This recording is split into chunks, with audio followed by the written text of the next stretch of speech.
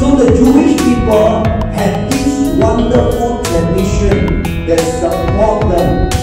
What about us as Christians? Sometimes when we look back, we may not have the kind of tradition and the kind of system that helps us to raise our children.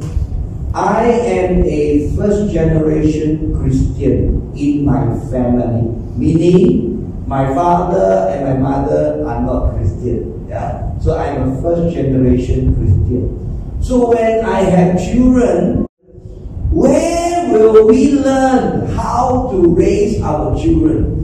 And I was doing a bit of reflection. And not only we do not have some kind of Christian guidance, many times our traditional style that we pick up from parents to children doesn't really help. Let me give you one or two examples.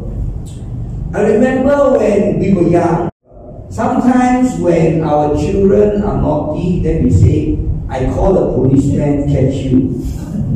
Have you said that before? Yeah? Okay. And then the child grow up, being scared of the policeman. Worse still, you make noise, I ask the Bengali come and catch you, cook curry.